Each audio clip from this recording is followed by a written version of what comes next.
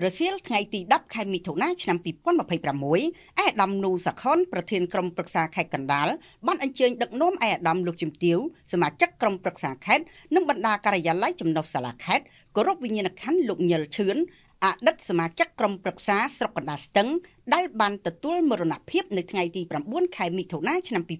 2026ក្នុងជន្មាយុ77ឆ្នាំដោយរោគគីពាតដែលស្ថិតនៅភូមិដើមត្រាំងឃុំអន្លង់រមៀតស្រុកកណ្ដាលស្ទឹងខេត្តកណ្ដាល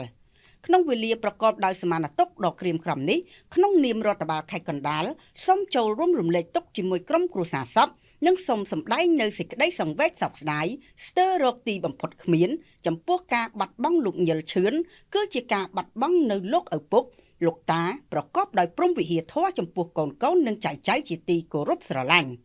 នៅក្នុងសមានតុដ៏ក្រៀមក្រំនេះឯកឧត្តមប្រធានក្រុមប្រឹក្សាខេត្តនិងឯកឧត្តមលោកជំទាវសមាជិកក្រុមប្រឹក្សាខេត្តនិងបណ្ដាការិយាល័យចំណុះសាលាខេត្តក៏បានចូលរួមរំលែកទុក្ខដោយក្តីសោកស្ដាយអាឡោះអាល័យនិងសូមបួងសួងដល់គុណព្រះរតនត្រ័យនិងវត្ថុស័ក្តិសិទ្ធិទាំងអស់ក្នុងលោកសូមមេត្តាជួយបីបាច់ថែរក្សាដួងវិញ្ញាណក្ខន្ធលោកញិលឈឿនឲ្យបានទៅកាន់សុគតិភពជានិច្ចនិរន្តរ៍កុំបីឃ្លៀងឃ្លាតឡើយ។